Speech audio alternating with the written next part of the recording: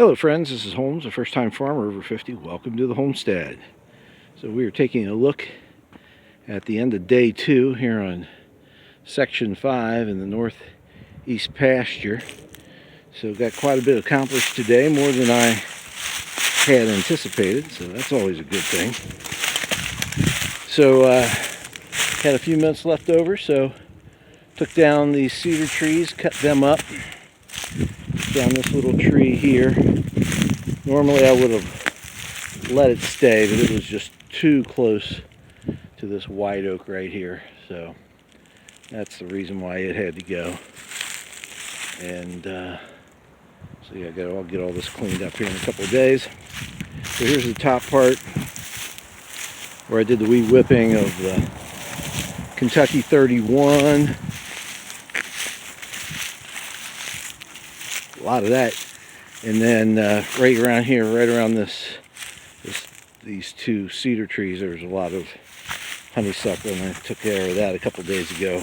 It's right down here to this pile of cedars. So this is where I started today, and this whole area down here had a ton of autumn olive, and autumn olive is no fun.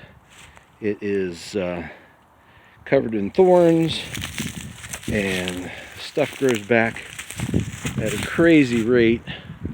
So it's something we just definitely have to stay on top of to keep it down.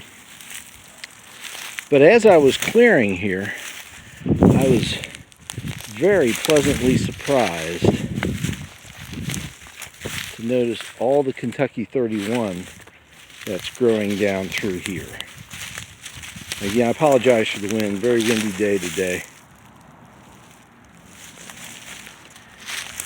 But there's a lot of Kentucky 31 growing, and this whole area was nothing but cedar trees 4 years ago. And there was nothing growing on the ground. Just absolutely nothing. Because the cedars were so thick like that. I don't know if you can see down through there or not, but there's nothing growing among those cedars and autumn olive. It's just a mess down in there.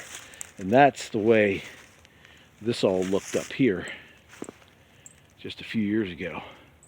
But we thinned out those cedar trees, and we are getting a nice stand of Kentucky 31 to come in, so I'm very pleased with that. And here we are looking up the hill, so you can see what has been accomplished in the last 2 days, and then we'll get up there and clean up those trees that I did just a few minutes ago, and then we'll cut down a few more up there around that white oak to open that up some more, get some more sunlight in there, and create that silvo pasture. And then we'll move on to the next section. So we certainly appreciate you watching. Please hit like and subscribe and ring that bell. And we look forward to seeing you again in the future. But if not, we will see you in the pasture.